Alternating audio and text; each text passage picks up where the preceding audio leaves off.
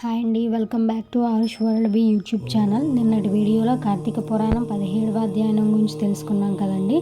ఈరోజు దాని కంటిన్యూషన్ 18వ అధ్యాయంలో సత్కర్మానుష్ఠాన ఫల ప్రభావ ఫలితము. ఓ మునిచంద్ర, మీ దర్శనము వలన ధన్యుడైతిని. నా సంశయములు తీరినట్లు జ్ఞానోపదేశము చేసితిరి. నేటి నుండి మీ శిష్యుడైతిని. తండ్రి, గురువు, అన్న, దైవము సమస్తము మీరే. నా పూర్వపుణ్య ఫలితము వలనే కదా మీ బోటి పుణ్యపురుషుల సాంగత్యము తటస్థించెను. లేనిచో నేను మహాపాపినై మహారణ్యములో ఒక మొద్దుబారిన చెట్టునై ఉండగా తమ కృప వలననే నాకు మోక్షము కలిగినది కదా. మీ దర్శన భాగ్యము లేని ఎడల ఈ కేకారణ్యములో తరతరాలుగా ఈ చెట్టు రూపమున ఉండవలసినదే కదా. అట్టి నేనెక్కడ, మీ దర్శన భాగ్యం ఎక్కడ, నాకు సద్గతి ఎక్కడ, పుణ్యఫల ప్రధానమగు ఈ కార్తీక మాసం ఎక్కడ, పాపాత్ముడగు నేనెక్కడ, మీ విష్ణాలయమునందు ప్రవేశించుటెక్కడ. ఇది అంతయు దైవికమగు ఘటనలు తప్ప మరొకటి కాదు గాన నన్ను తమ శిష్యునిగా పరిగ్రహించి సత్కర్మలను మానవుడు ఎట్లా అనుసరించవలయనో దాని ఫలం ఎట్టిదో విశదీకరింపుడని ప్రార్థించెను. ఓ ధనలోభ, నీవడిగిన ప్రశ్నలన్నీ మంచివే.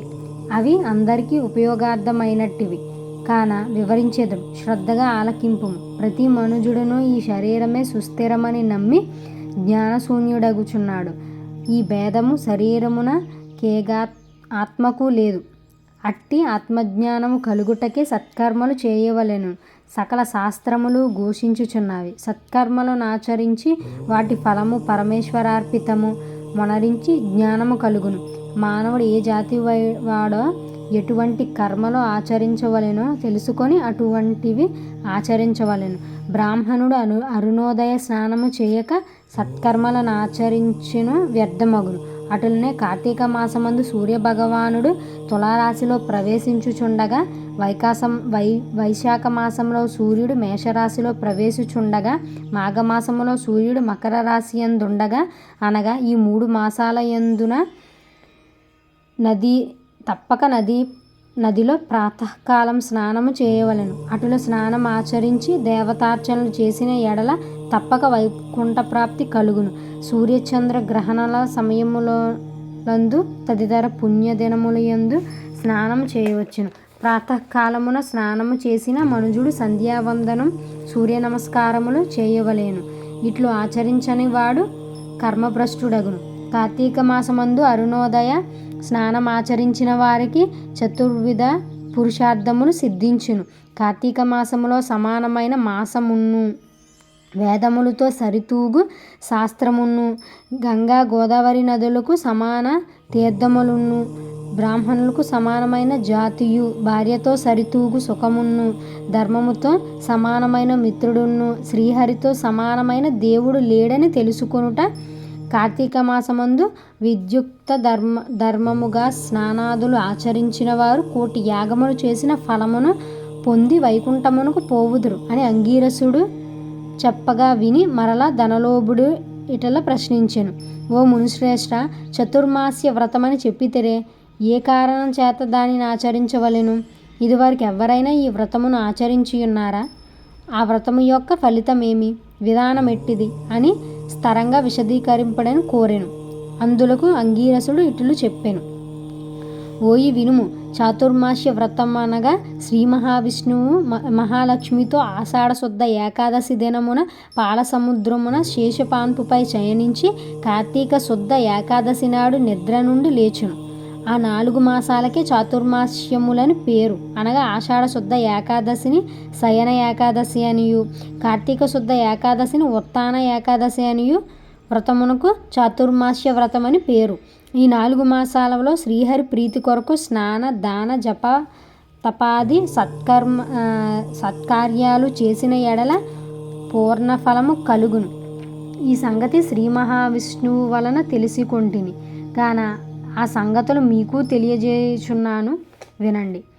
తొల్లి కృతయుగంబున వైకుంఠమందు గరుడ గంధర్వాది దేవతల చేత వేదముల చేత సేవింపబడుచున్న శ్రీమన్నారాయణుడు లక్ష్మీదేవి సమేతుడై సింహాసనంపై కూర్చుండి ఉండగా ఆ సమయమున నారద మహర్షి వచ్చి పద్మనేత్రుడును చతుర్బాహుండును కోటి సూర్య ప్రకాశమానుండును అగు శ్రీమన్నారాయణకు నమస్కరించి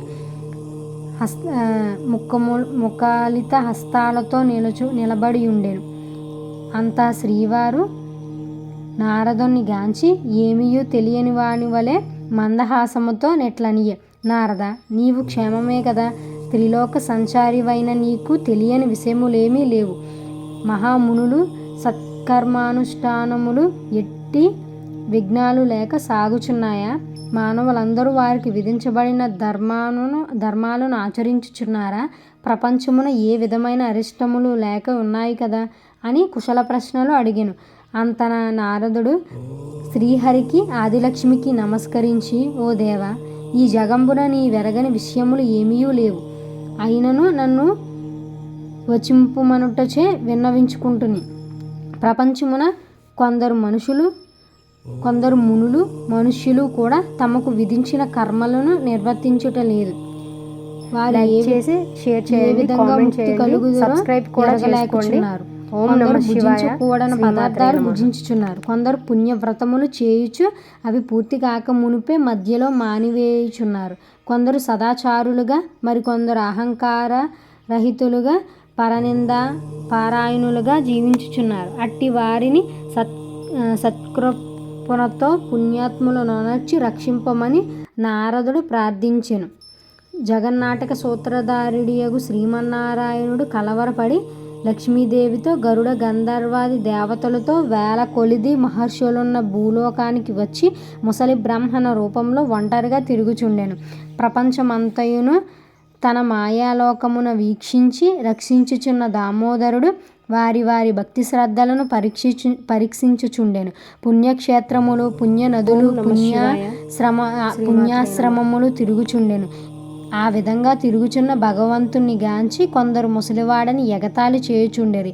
కొందరు ఈ ముసలావానితో పని మనకేమని ఊరుకుంటేరి. కొందరు గర్విష్ఠులైరి. మరికొందరు కామార్తులై శ్రీవారిని కన్నెత్తి అయినను చూడకుంటేరి. వీరందరినీ భక్తవత్సలుడగు శ్రీహరి గాంచి వీరినెట్లు తరింపజేతునా అని ఆలోచించి ముసలి బ్రాహ్మణ రూపం విడిచి శంఖ చక్ర గద పద్మ కౌస్తుభ వనమాలాద్యాలంకారితుడై నిజరూపమును ధరించి లక్ష్మీదేవి తోడను భక్తుల తోడను మునిజన ప్రీతికరమగు నైమిషారణ్యమునకు వెడలెను.